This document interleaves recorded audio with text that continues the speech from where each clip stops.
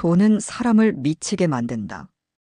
특히 그것이 수천억 원이라면 혈육조차적으로 만드는 독이 된다. 오늘 여러분께 들려드릴 이야기는 대한민국 상위 1% 재벌가에서 벌어진 믿기 힘든 상속 전쟁입니다. 며느리와 시누이 두 여자가 벌인 잔인한 생존 게임. 그 게임의 끝에서 그들이 마주한 것은 과연 무엇이었을까요? 이 채널은 시니어 여러분들의 숨겨진 사연과 인생 이야기를 다룹니다. 구독과 좋아요는 더 많은 이야기를 전하는 큰 힘이 됩니다. 지금 바로 구독 버튼을 눌러주세요. 2024년 1월 15일 진성그룹 회장 진명환이 심장마비로 급사했습니다. 향년 73세. 그는 평생 냉혹함으로 기업을 지배했고 죽음 앞에서조차 그 냉혹함을 잃지 않았습니다. 장례식장은 조문객들로 북적였습니다. 정치인, 재벌, 연예인들이 줄을 섰죠. 하지만 정작 가족들의 표정은 슬픔보다는 다른 감정으로 가득했습니다. 바로 기대와 불안. 장례 3일째 되던 날, 가족들만 모인 비공개 자리가 마련되었습니다. 회장의 유언장을 낭독하는 자리였죠. 회의실에 모인 사람들. 외동아들 진우혁 38. 그는 마마보이였고 무능했습니다. 아버지의 그늘에서 벗어나 본 적이 없는 남자였죠. 그의 아내 윤재희 36. 평범한 집안 출신이었지만 명문대를 나와 진우혁과 결혼하면서 상류층에 진입했습니다. 10년간 그녀는 완벽한 며느리 역할을 해왔습니다. 시어머니가 돌아가신 후 5년간 시아버지를 모시며 그 누구도 흠잡을 수 없는 효부였죠. 그리고 진선아 35. 회장의 외동딸이자 진우혁의 여동생. 그녀는 평생 원하는 것은 무엇이든 가졌습니다. 오빠가 무능하다는 것을 누구보다 잘 알았고 자신이 그룹을 물려받아야 한다고 믿어 의심치 않았습니다. 가족법무팀 대표 변호사가 검은 봉투를 꺼내 들었습니다. 봉투를 뜯는 소리가 적막한 회의실에 울려 퍼졌습니다. 그리고 낭독이 시작되었죠. 유언장의 첫 문장. 나 진명환은 정신이 온전한 상태에서 이 유언장을 작성한다. 예상대로였습니다. 모두가 긴장한 채 다음 문장을 기다렸습니다. 내전 재산 약 1조 2천억 원은 며느리 윤재희와 딸 진선아 중 한 명에게만 상속한다. 순간 우혁의 얼굴이 새하얗게 질렸습니다. 자신의 이름은 없었습니다. 아들인 자신을 완전히 배제한 유언이었죠. 변호사는 멈추지 않고 계속 낭독했습니다. 상속 조건은 다음과 같다.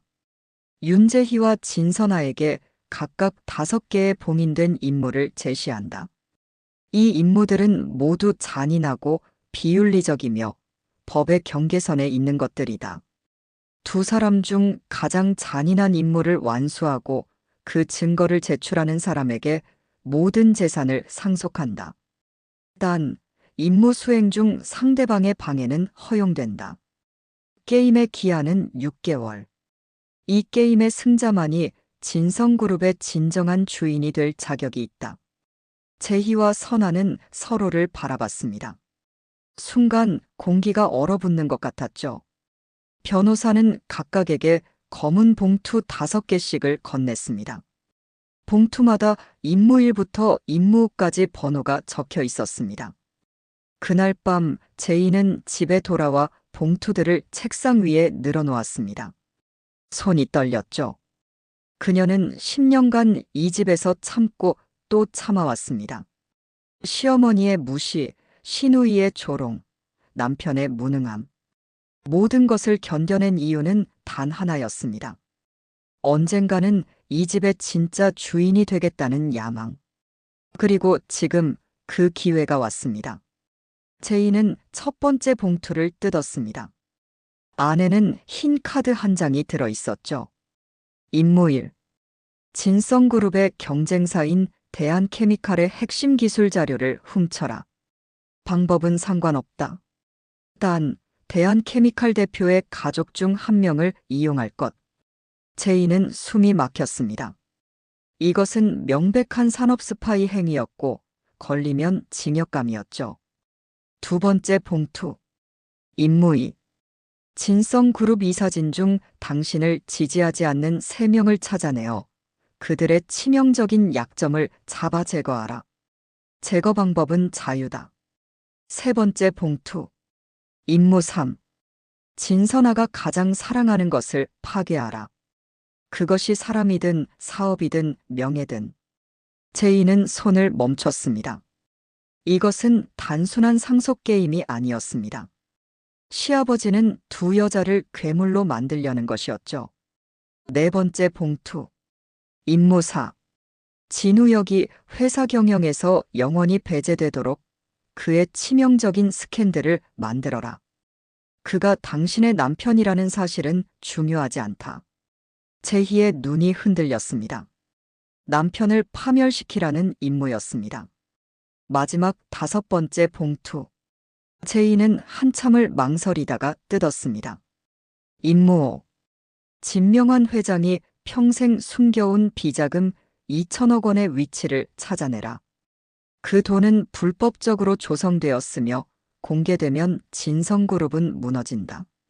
당신은 그 돈을 찾아 혼자 가지거나 아니면 공개하여 모든 것을 파괴할 수 있다. 제이는 카드를 내려놓았습니다. 손이 바들바들 떨렸죠. 같은 시각 강남의 펜트하우스에서 진선아도 자신의 봉투를 열고 있었습니다. 선아의 임무 1. 윤재희의 과거를 파헤쳐 그녀가 결혼 전 저지른 범죄나 스캔들을 찾아내라. 임무 2. 진성그룹 주요 거래처 5곳과 비밀 계약을 맺어 윤재희가 경영권을 가지면 즉시 거래를 중단하겠다는 확약을 받아라. 임무 3. 윤재희가 가장 아끼는 사람을 찾아내어 그 사람을 이용해 그녀를 무너뜨려라. 임무 4. 오빠 진우혁을 설득하여 그가 당신의 편에 서도록 만들어라. 방법은 상관없다. 필요하다면 그의 아내 윤재희를 배신하게 만들어라. 임무 5. 아버지 진명환이 숨긴 비자금을 찾아내라. 그리고 그것을 증거로 윤재희를 협박하거나 공개하여 모든 것을 리셋하라. 선아는 비웃었습니다. 그녀에게 이것은 게임이었습니다. 어릴 때부터 원하는 것은 무조건 가져본 그녀에게 1조 원의 상속은 당연한 권리였죠. 며느리 따위가 감히 자신과 경쟁한다는 것 자체가 우습게 느껴졌습니다. 하지만 선아는 몰랐습니다. 윤재희가 지난 10년간 얼마나 많은 것을 참아왔는지, 그리고 그녀 안에 얼마나 무서운 야망이 꿈틀대고 있는지를. 게임이 시작된 지 일주일이 지났습니다. 제이는 임무 1을 선택했습니다. 대한케미칼의 기술 자료를 훔치는 것. 가장 명확하고 실행 가능한 임무였죠. 제이는 조사를 시작했습니다. 대한케미칼의 대표 김태준에게는 20대 아들이 하나 있었습니다. 김민준, 27세. 서울대 화학공학과를 나왔지만 아버지의 뒤를 잇는 것을 거부하고 예술가가 되겠다며 갤러리를 운영하고 있었죠. 제이는 우연을 가장해 그 갤러리를 찾았습니다. 그녀는 미술품을 구매하는 고액 고객으로 위장했죠. 민주는 순수한 청년이었습니다. 돈에는 관심이 없었고 예술에만 몰두했습니다. 제이는 몇 주에 걸쳐 민준과 가까워졌습니다. 그의 작품을 구매하고 전시회를 열어주겠다고 제안했죠. 민주는 자신을 이해해주는 누나 같은 존재로 제이를 믿기 시작했습니다. 그리고 어느 날 밤 제이는 민준을 식사에 초대했습니다. 고급 레스토랑이었죠. 와인이 몇 병 비워졌습니다. 취한 민준은 제이에게 털어놓았습니다. 아버지와의 갈등, 집안의 압박, 자신이 진짜 하고 싶은 것을 하지 못하는 답답함. 제이는 그의 손을 잡았습니다. 그리고 부드럽게 속삭였죠. 민준에게 필요한 것은 독립 자금이라고. 자신이 5억 원을 투자해 줄 수 있다고. 단 작은 부탁 하나만 들어달라고. 민준은 물었습니다. 무슨 부탁이냐고. 제이는 미소 지으며 말했습니다. 아버지 회사의 연구소에 몇 시간만 들어갈 수 있게 해달라고. 단순한 시장 조사 자료만 필요하다고. 아무도 해치지 않을 거라고. 민주는 망설였지만 결국 고개를 끄덕였습니다. 5억 원은 그가 평생 모아도 만들 수 없는 돈이었고, 제이는 지금까지 자신에게 너무나 잘해주었으니까요. 일주일 후, 제이는 대한케미칼 연구소에 잠입했습니다. 민준이 준 출입증으로 들어갔죠. 심야 시간, 경비원들은 회장 아들이 데려온 여자라고 생각하고 제지하지 않았습니다. 제이는 USB를 가져갔습니다. 신소재 배터리 기술 자료 전체가 담긴 USB였죠. 시장 가치로 따지면 수천억 원이었습니다. 그녀는 연구소를 나왔습니다. 심장이 미친 듯이 뛰었죠. 하지만 그녀의 표정은 차갑게 식어 있었습니다. 며칠 후 민준에게 전화가 왔습니다. 대한케미칼 연구소에서 자료 유출 사건이 발생했다고. CCTV에 민준과 함께 들어온 여자가 찍혔다고.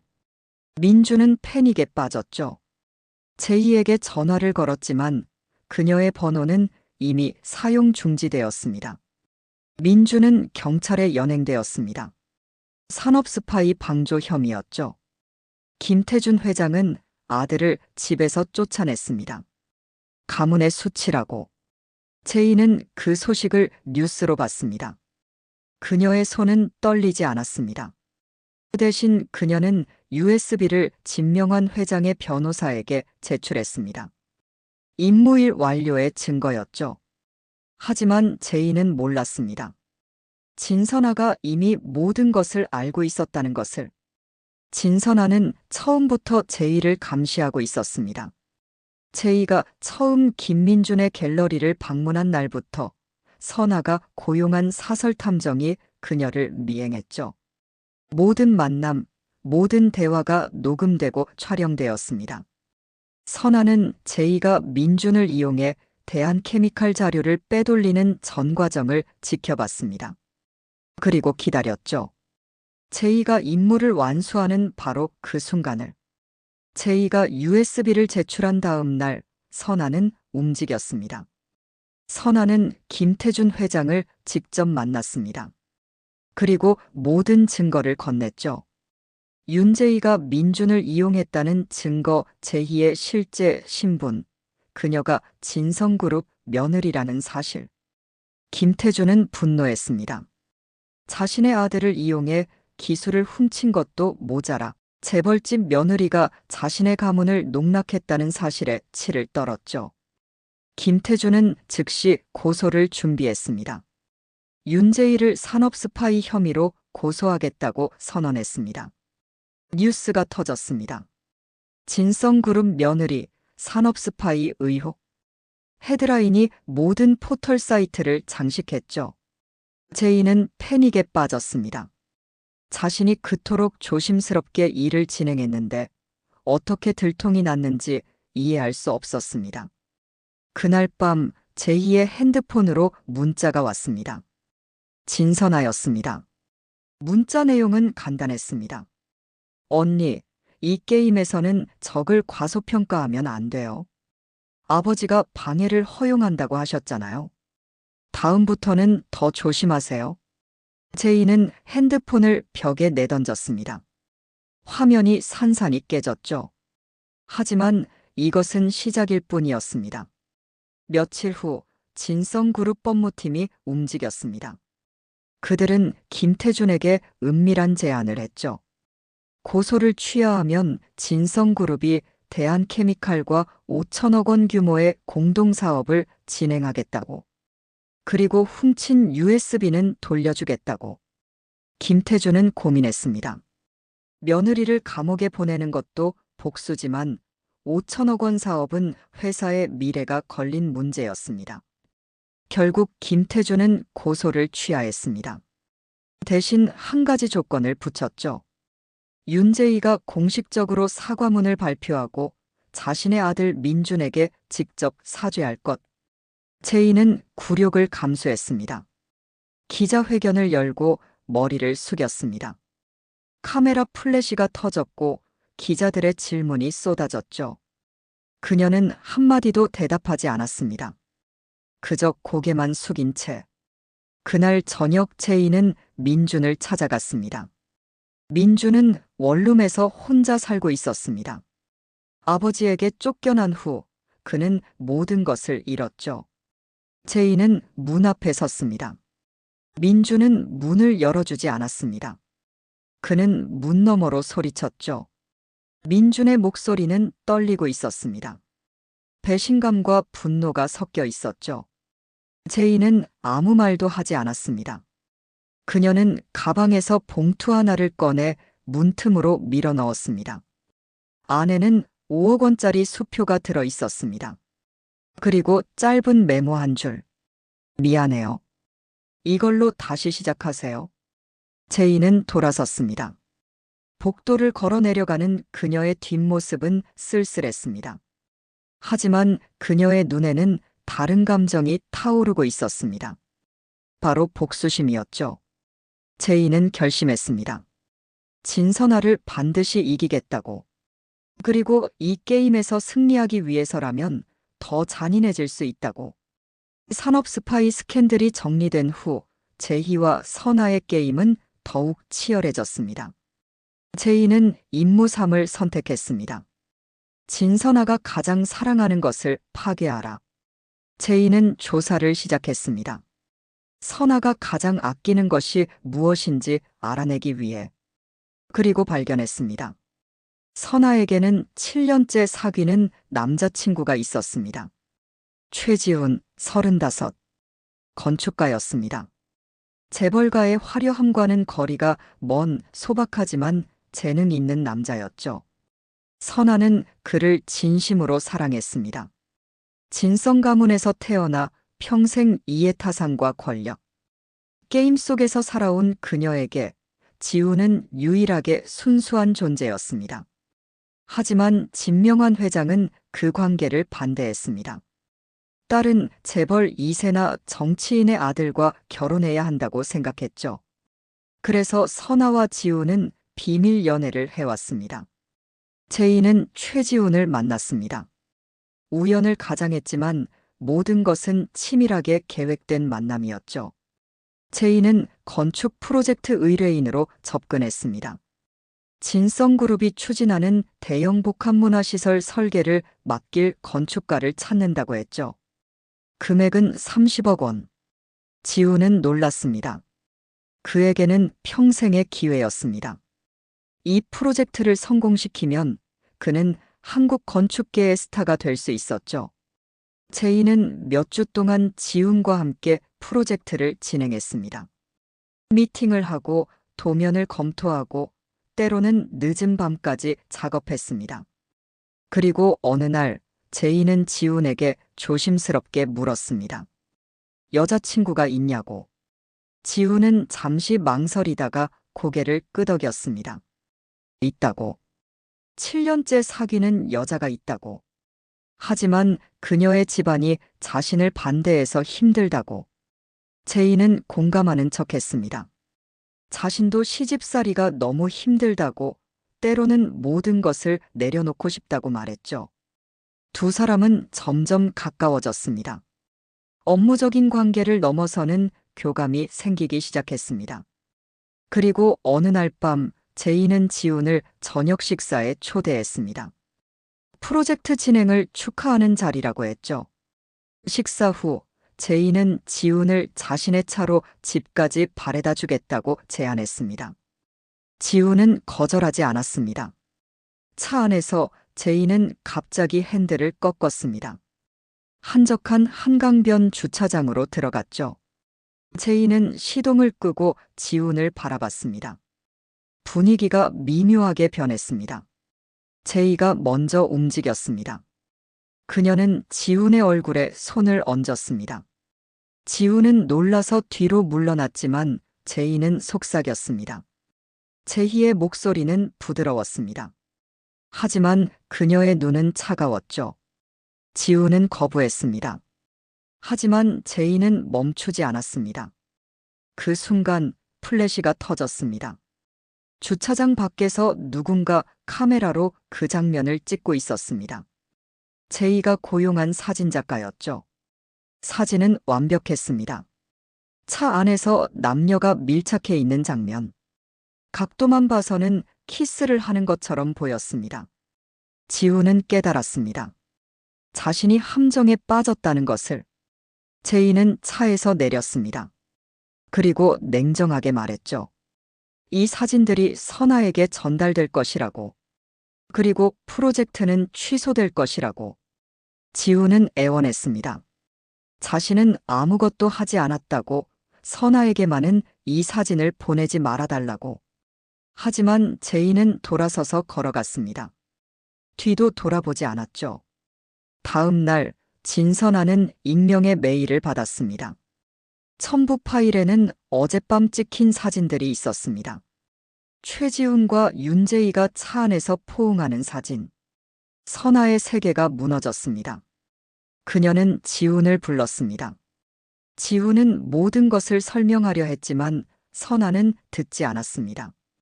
그녀는 평생 처음으로 진심으로 사랑한 사람에게 배신당했다고 느꼈죠. 선아는 지훈에게 말했습니다. 다시는 자신 앞에 나타나지 말라고. 그리고 그가 진행하던 30억짜리 프로젝트는 즉시 취소되었습니다. 지훈은 무너졌습니다. 사랑도 잃고 기회도 잃었습니다. 그는 제이를 찾아가 항의했지만 제이는 담담하게 말했습니다. 이것이 게임이라고. 그리고 자신은 이겨야 한다고. 진선아는 방에 틀어박혀 나오지 않았습니다. 7년간의 사랑이 단 하루 만에 무너졌습니다. 하지만 사흘 후 선아는 방문을 열고 나왔습니다. 그녀의 눈은 이전과 달랐습니다. 슬픔은 사라지고 차가운 분노만 남아 있었죠. 선아는 결심했습니다. 윤재희를 완전히 파괴하기로. 진선아는 냉정하게 계산했습니다. 제희의 약점이 무엇인지. 그리고 깨달았습니다. 제희의 가장 큰 약점은 바로 남편 진우혁이라는 것을. 우혁은 무능했지만 그는 여전히 진성그룹 회장의 아들이었습니다. 법적으로는 상속권이 있었고 이사회에서도 일정한 발언권이 있었죠. 선아는 오빠를 찾아갔습니다. 우혁은 최근 몇 달간 우울해하고 있었습니다. 아버지의 유언에서 자신이 완전히 배제된 것이 충격이었죠. 게다가 아내 제이가 임무를 수행하면서 집에 거의 들어오지 않았습니다. 선아는 오빠 앞에 앉아 차를 따라주며 말했습니다. 오빠가 너무 불쌍하다고. 아버지의 유언이 얼마나 불공평한지 모른다고. 우혁은 고개를 끄덕였습니다. 그도 그렇게 생각했으니까요. 선아는 계속했습니다.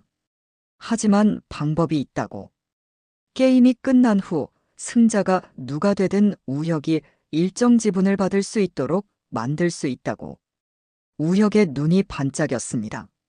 선아는 제안했습니다. 자신이 이 게임에서 이기면 우혁에게 20%의 지분을 주겠다고. 그리고 그를 부회장으로 임명하겠다고. 우혁은 물었습니다. 대신 무엇을 하면 되냐고. 선아는 미소 지으며 대답했습니다. 간단하다고. 제희의 임무를 방해하면 된다고. 그녀가 무엇을 계획하는지 선아에게 알려주면 된다고. 우혁은 망설였습니다. 제이는 자신의 아내였으니까요. 하지만 선아는 날카롭게 지적했습니다. 제이가 오빠를 사랑한다고 생각하냐고. 그녀는 처음부터 진성그룹에 들어오기 위해 오빠와 결혼한 것뿐이라고. 지금도 그녀는 오빠를 이용하고 있을 뿐이라고. 우혁은 흔들렸습니다. 사실 그도 어렴풋이 느끼고 있었습니다. 제이가 자신을 진심으로 사랑한 적이 없다는 것을. 결국 우혁은 고개를 끄덕였습니다. 선아의 제안을 받아들이겠다고. 그날 밤부터 우혁은 제이를 감시하기 시작했습니다. 제이는 몰랐습니다. 자신의 남편이 배신자가 되었다는 것을. 제이는 다음 임무를 준비하고 있었습니다. 임무 2. 진성그룹 이사진 중 자신을 지지하지 않는 3명을 찾아내어 제거하는 것. 제이는 이사회 멤버들을 하나씩 조사했습니다. 그리고 3명을 선정했습니다. 모두 선아를 지지하는 고참 이사들이었죠. 제이는 각각의 약점을 찾아냈습니다. 한 명은 횡령, 한 명은 불륜, 한 명은 세금 탈루. 모두 치명적인 약점들이었습니다. 제이는 집 서재에서 이 자료들을 정리하고 있었습니다. 그녀는 조심스러웠지만 한 가지 실수를 했습니다. 서재 문을 완전히 잠그지 않은 것. 그날 밤 우혁은 제이가 잠든 사이 서재에 들어갔습니다. 그리고 모든 자료를 사진으로 찍었습니다. 그리고 선아에게 전송했죠. 선아는 즉시 움직였습니다. 그녀는 3명의 이사를 각각 만났습니다. 그리고 경고했습니다. 윤제이가 당신들의 약점을 알고 있으며 곧 공개할 것이라고. 이사들은 패닉에 빠졌습니다. 선아는 해결책을 제시했습니다. 자신이 그 약점들을 묻어줄 수 있다고. 대신 한 가지 조건이 있다고. 앞으로 이사회에서 무조건 자신을 지지해야 한다고. 이사들은 선택의 여지가 없었습니다. 그들은 선아의 제안을 받아들였죠. 며칠 후 제이는 3명의 이사를 압박하려 했습니다. 하지만 이사들은 이미 마음을 바꾼 상태였습니다. 첫 번째 이사는 제이를 만나자마자 말했습니다. 자신은 이미 진선아와 합의했다고. 제이가 가진 증거는 소용없다고. 제이는 충격을 받았습니다. 어떻게 선아가 자신의 계획을 알았을까? 두 번째, 세 번째 이사도 마찬가지였습니다. 모두 선아 편으로 넘어가 있었습니다. 제이는 깨달았습니다. 자신의 계획이 새어나갔다는 것을. 하지만 누가? 그날 밤 제이는 CCTV를 확인했습니다. 그녀는 집 서재에 몰래 소형 카메라를 설치해 두었습니다. 혹시 모를 상황을 대비해서 영상을 돌려보던 제이는 얼어붙었습니다.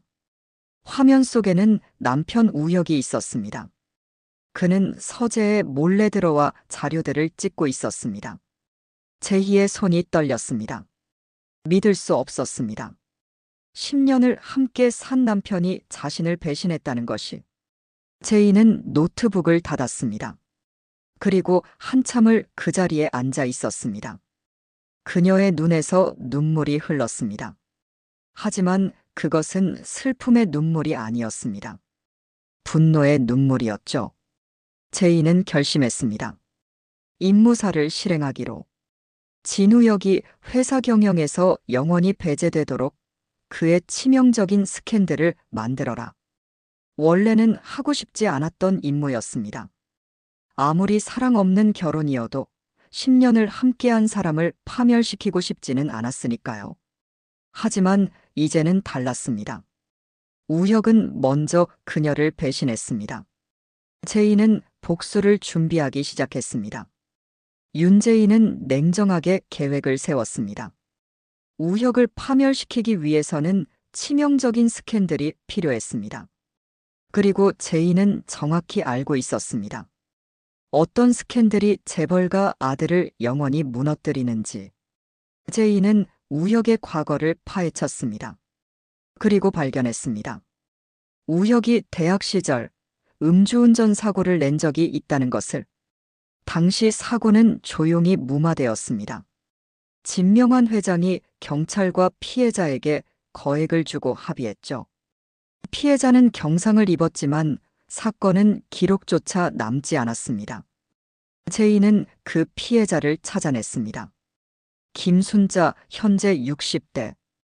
그녀는 당시 청소 노동자였고 사고 후 허리 부상으로 일을 제대로 하지 못했습니다. 제이는 김순자를 만났습니다. 그리고 제안했습니다. 진실을 밝히지 않겠냐고. 20년 전 당신을 친 사람이 누구인지 세상에 알리지 않겠냐고. 김순자는 망설였습니다. 이미 합의금을 받았고 사건은 끝난 일이었으니까요. 하지만 제이는 설득했습니다. 김순자의 인생이 그 사고 때문에 얼마나 힘들어졌는지, 제대로 된 사과 한마디 받지 못했다는 것이 얼마나 억울한지 상기시켰죠. 그리고 제이는 거액을 제시했습니다. 10억 원.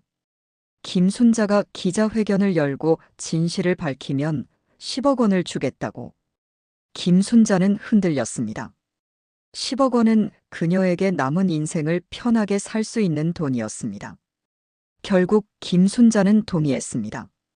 일주일 후 김순자는 기자회견을 열었습니다.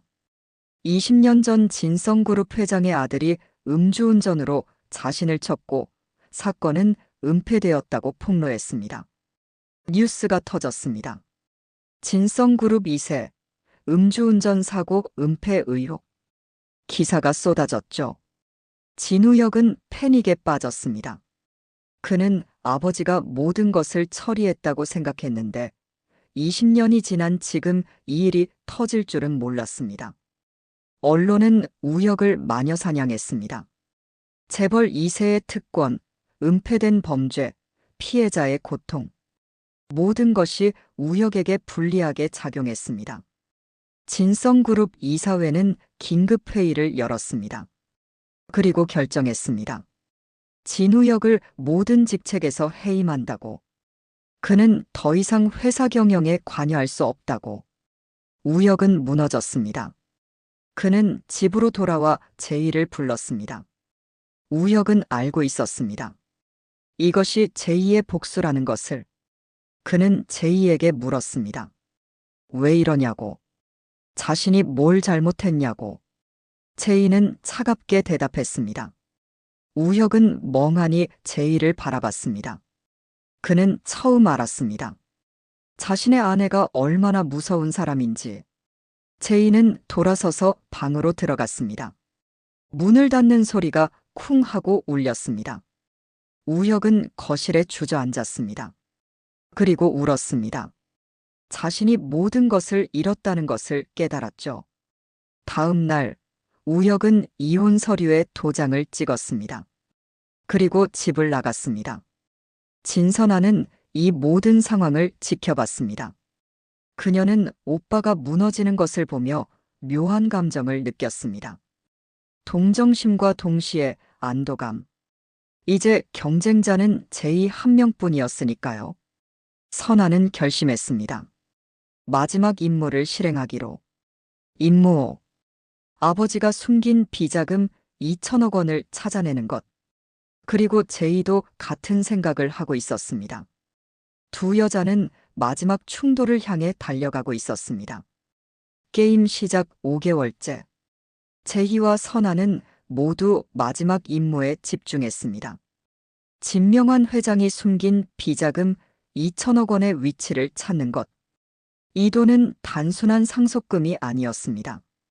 이것은 진성그룹의 비밀이었고 동시에 폭탄이었습니다. 만약 이 돈의 출처가 밝혀지면 회사는 무너질 수도 있었죠. 제이는 회장의 개인 서재를 뒤졌습니다. 5년간 시아버지를 모시며 서재를 정리한 것이 그녀였으니까요. 그녀는 회장이 어디에 중요한 것들을 숨기는지 알고 있었습니다.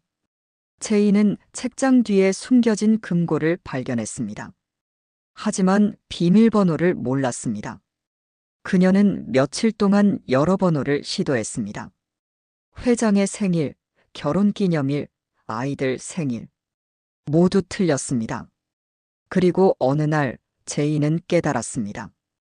회장이 가장 소중히 여긴 날이 무엇인지. 제이는 번호를 눌렀습니다. 진성그룹을 설립한 날짜. 금고가 열렸습니다. 안에는 오래된 노트 한 권이 있었습니다. 제이는 떨리는 손으로 노트를 펼쳤습니다. 노트에는 숫자와 계좌번호들이 빼곡히 적혀 있었습니다. 그리고 마지막 페이지에는 한 줄의 메시지가 있었습니다. 이 돈은 내가 평생 저지른 죄악의 대가다. 이것을 찾는 자는 이 죄를 짊어질 각오가 되어 있어야 한다. 제이는 숨을 깊이 들이마셨습니다. 그리고 노트를 가방에 넣었습니다. 같은 시각, 진선아는 다른 방법으로 접근하고 있었습니다. 선아는 아버지가 생전에 가장 신뢰했던 사람을 찾아갔습니다.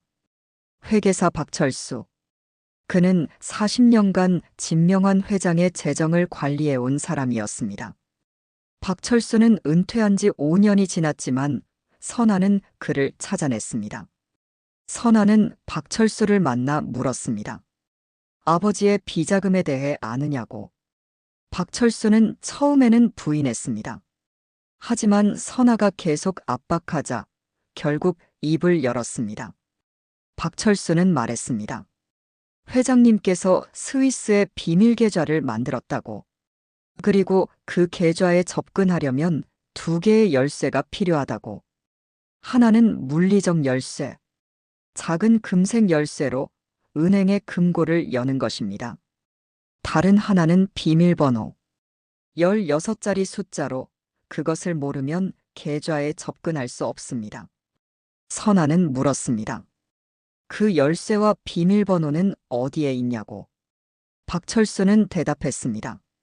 열쇠는 회장님의 개인 금고에 있을 것이고 비밀번호는 회장님만 알고 있었다고. 하지만 회장님께서 돌아가시기 전 그 정보를 어딘가에 남겨두셨을 거라고. 선아는 즉시 집으로 달려갔습니다. 아버지의 서재로 갔죠. 하지만 서재는 이미 텅 비어 있었습니다. 금고도 열려 있었고 안에는 아무것도 없었습니다. 선아는 깨달았습니다. 제이가 먼저 금고를 열었다는 것을. 선아는 분노했습니다. 그녀는 집사를 불러 물었습니다. 제이가 언제 서재에 왔냐고. 집사는 대답했습니다. 사모님께서 며칠 전 서재에 들어가셨다고. 그리고 무언가를 가지고 나오셨다고. 선아는 제이를 찾아갔습니다. 제이는 거실에서 차를 마시고 있었습니다. 마치 아무 일도 없었다는 듯. 제이는 천천히 고개를 들었습니다. 그리고 미소 지었습니다. 제이는 가방에서 노트를 꺼냈습니다. 그리고 탁자 위에 놓았습니다. 제이는 노트를 펼쳤습니다. 그리고 마지막 페이지를 선아에게 보여줬습니다. 그 페이지에는 회장의 메시지 아래에 또 다른 문장이 있었습니다. 제이가 보지 못했던 문장. 특수 잉크로 쓰여 있어서 특정 빛을 비춰야만 보이는 문장이었습니다. 선아가 읽었습니다. 이 게임의 진짜 승자는 비자금을 찾는 자가 아니다. 진짜 승자는 그 돈을 포기할 수 있는 자다. 나는 평생 돈에 미쳐 살았고 그것이 나를 괴물로 만들었다. 내 딸과 며느리여, 부디 나처럼 되지 마라. 두 여자는 말없이 그 문장을 바라봤습니다. 긴 침묵이 흘렀습니다. 제이가 먼저 입을 열었습니다. 선아는 대답하지 않았습니다. 그녀도 지쳐 있었습니다. 6개월간의 게임이 그녀를 변화시켰습니다. 사랑하는 사람을 잃고 오빠를 파멸로 몰아넣고 자신도 모르는 사이에 괴물이 되어가고 있었습니다. 선아가 말했습니다. 제이는 고개를 끄덕였습니다. 두 여자는 서로를 바라봤습니다. 6개월 전만 해도 적이었던 그들은 이제 같은 고통을 이해하는 유일한 존재가 되어 있었습니다. 게임 종료 전날 밤, 제희와 선아는 진명환 회장의 묘지를 찾았습니다. 두 사람은 묘비 앞에 나란히 섰습니다. 아무도 말하지 않았습니다. 제이가 먼저 무릎을 꿇었습니다. 그리고 작은 상자를 꺼냈습니다. 스위스은행 금고에 열쇠가 들어있는 상자였습니다. 제이는 그 상자를 땅에 묻었습니다. 묘비 옆에 제이는 대답했습니다. 선아도 무릎을 꿇었습니다. 그리고 자신이 가지고 있던 서류들을 꺼냈습니다. 비자금 계좌 정보가 담긴 서류들이었습니다. 선아도 그 서류들을 상자 옆에 묻었습니다. 두 여자는 일어났습니다. 제이가 말했습니다. 선아도 웃었습니다. 6개월 만에 처음 보는 진심 어린 웃음이었습니다. 다음 날 게임 종료 시한이 되었습니다. 변호사가 두 사람을 불렀습니다. 최종 결과를 발표하기 위해. 회의실에는 제이와 선아만 있었습니다. 우혁은 이미 집을 떠났고 이사들은 이 자리에 초대받지 못했습니다. 변호사가 물었습니다. 제이와 선아는 서로를 바라봤습니다. 그리고 동시에 고개를 저었습니다. 변호사는 당황했습니다. 제이가 대답했습니다. 선아가 덧붙였습니다. 변호사는 잠시 말문이 막혔습니다. 그리고 가방에서 또 다른 봉투를 꺼냈습니다. 변호사가 말했습니다. 변호사는 봉투를 뜯었습니다. 그리고 낭독했습니다. 만약 두 사람이 모두 임무를 포기한다면 이것이 진짜 유언이다. 나의 전 재산은 두 사람에게 균등하게 분배한다. 단 조건이 있다. 그들은 함께 진성그룹을 경영해야 한다. 서로 협력하고 서로를 존중하며 회사를 키워나가야 한다. 만약 두 사람이 다시 싸우거나 한 사람이 다른 사람을 배신한다면 모든 재산은 자선단체에 기부된다. 제이와 선아는 서로를 바라봤습니다. 제이가 손을 내밀었습니다. 선아가 그 손을 잡았습니다. 6개월간의 잔인한 게임은 그렇게 끝났습니다. 그로부터 1년 후, 진성그룹은 여전히 대한민국 1위 기업이었습니다. 하지만 많은 것이 변했죠. 공동대표가 된 윤재희와 진선아는 예상을 깨고 완벽한 팀워크를 보여줬습니다. 제이는 경영을, 선아는 대외관계를 맡았습니다. 두 사람은 서로의 강점을 활용했고 회사는 더욱 성장했습니다. 제이는 더 이상 며느리가 아니었습니다. 그녀는 자신의 능력으로 인정받는 경영인이 되었죠. 선아는 더 이상 재벌 2세가 아니었습니다. 그녀는 스스로 일군 성과로 존경받는 리더가 되었습니다. 진우혁은 서울을 떠났습니다. 그는 작은 도시에서 새로운 사업을 시작했습니다. 아버지의 그늘에서 벗어나 처음으로 자신의 힘으로 무언가를 이뤄가고 있었죠. 최지우는 선아에게 연락했습니다. 그는 모든 것을 이해했고 다시 시작하고 싶다고 말했습니다. 선아는 거절했습니다. 하지만 친구로는 남을 수 있다고 말했죠. 김민주는 5억 원으로 갤러리를 열었습니다. 그리고 성공적인 작가가 되었습니다. 그는 제이를 용서하지는 않았지만 그 경험이 자신을 더 강하게 만들었다고 생각했습니다. 어느 날 제이와 선아는 함께 진명환 회장의 묘지를 찾았습니다. 두 사람은 1년 전 묻었던 곳을 파헤쳤습니다. 그리고 상자를 꺼냈습니다. 제이는 고개를 끄덕였습니다. 두 사람은 상자를 다시 묻었습니다. 이번에는 더 깊이. 그리고 묘비 앞에 섰습니다. 두 여자는 묘지를 떠났습니다. 그들 앞에는 새로운 시작이 기다리고 있었습니다. 진명환 회장의 잔인한 게임은 끝났습니다. 하지만 그 게임은 두 여자에게 값진 교훈을 남겼죠. 진정한 승리는 상대를 파괴하는 것이 아니라 자신의 욕망을 이기는 것이라고. 그리고 때로는 함께 승리하는 것이 혼자 승리하는 것보다 더 달콤하다는 것을. 상속은 축복일 수도 저주일 수도 있습니다. 중요한 것은 그 돈이 아니라 그 과정에서 우리가 잃지 말아야 할 것들입니다. 인간성, 도덕성, 그리고 사랑. 오늘 이야기가 여러분에게 작은 울림이 되었기를 바랍니다. 지금까지 시월드 생존 게임, 신우이의 상속 조건을 훔쳐라였습니다. 감사합니다.